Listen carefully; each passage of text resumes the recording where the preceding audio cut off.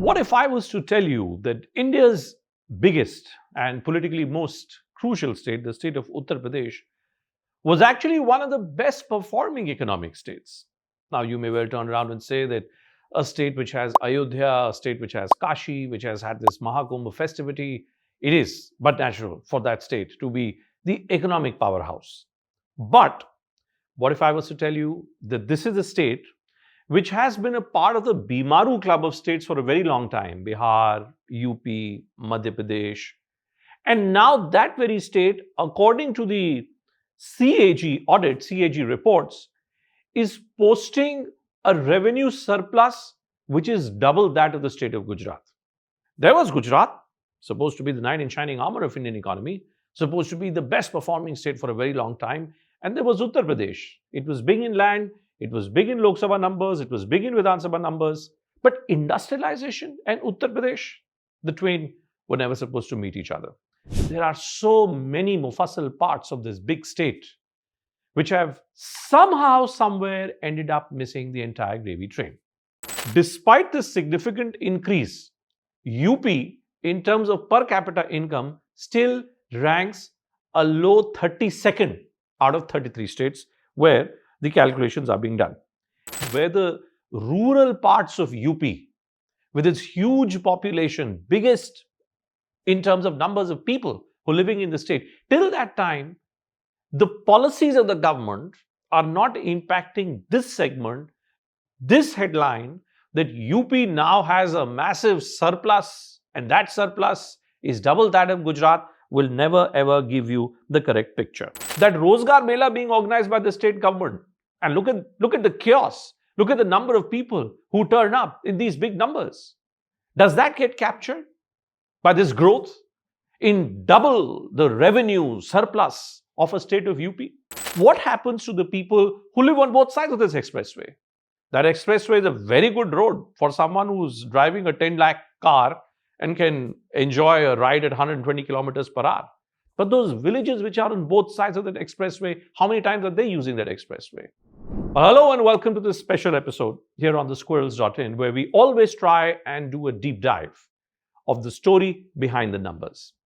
If you were to look at all these great tweets which were put up by the likes of Rajeshwar Singh, used to be the enforcement director, former IRS officer, now a UP BJP MLA from Lucknow, and of course a potential aspirant for a ministerial post in the state of UP, Rajeshwar Singh going all out to thank Yogi Adityanath, to say that Maharaj ji, देखिए आपके शासन काल में 37,000 crores का revenue surplus आ गया है. क्या बात है. But the story doesn't end there. The story begins there. Because UP is not just what Yogi Adityanath has been doing over the last 10 years. UP is that and much, much more. On one hand, you have expressways. On the other hand, you have Greater Noida. You have the special economic zone.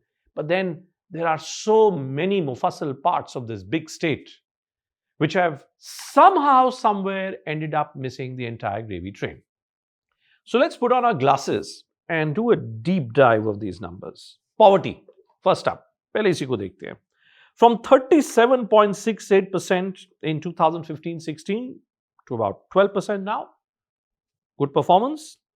Literacy rate, 71.7%, but that is below the national average of 77.7%. Sanitation, under 70% of homes.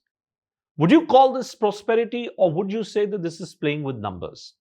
If the state of UP indeed has become the highest revenue surplus state of the country, where it is now being pegged to be a state which is performing at double the speed of the state of Gujarat, then it needs to impact human lives. It needs to impact lives across different social sectors. The CAG seems to be suggesting that bloated surplus of 283 crores, which by the way is also there, it's there in the CAG report. ये surplus अभी भी है, देना है उत्तर प्रदेश सरकार को. The CAG very conveniently misses out on one point, which is why it's important to put on this Gyan ka chashma sometimes.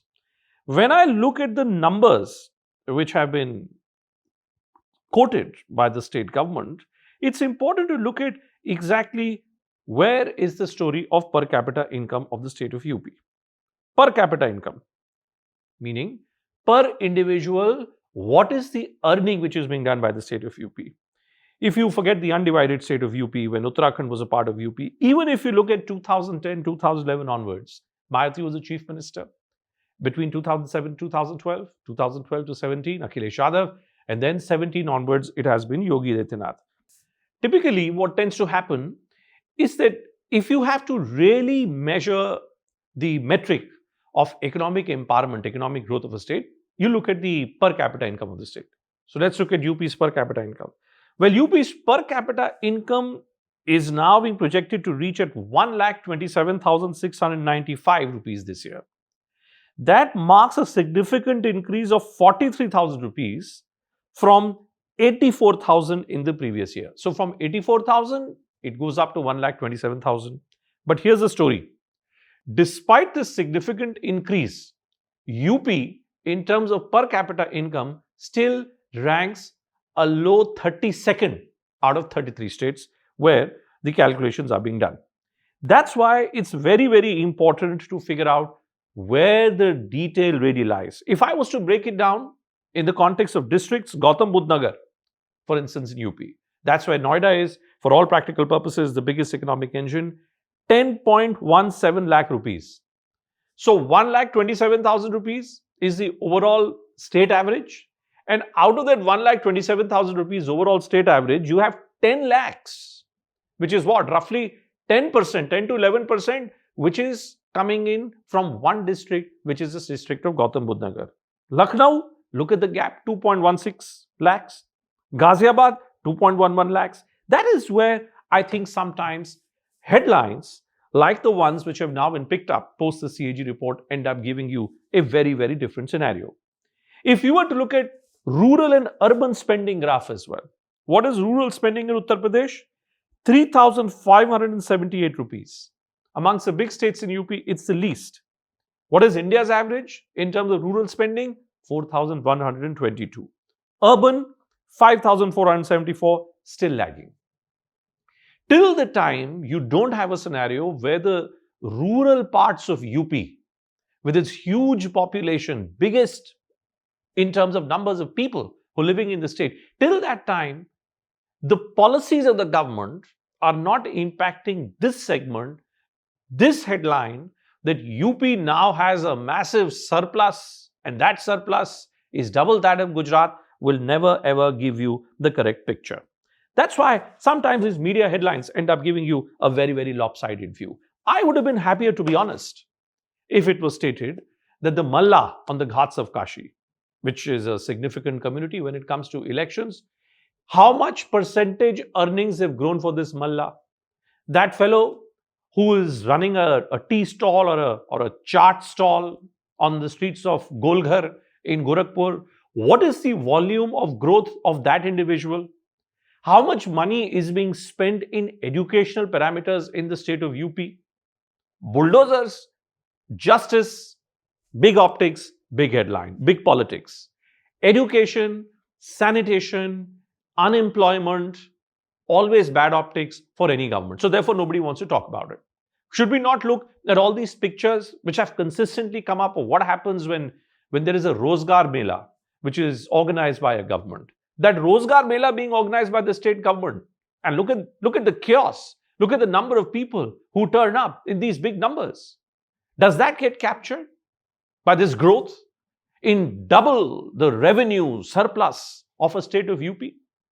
Problem with Uttar Pradesh has always been that economics and politics have always moved hand in hand in this state.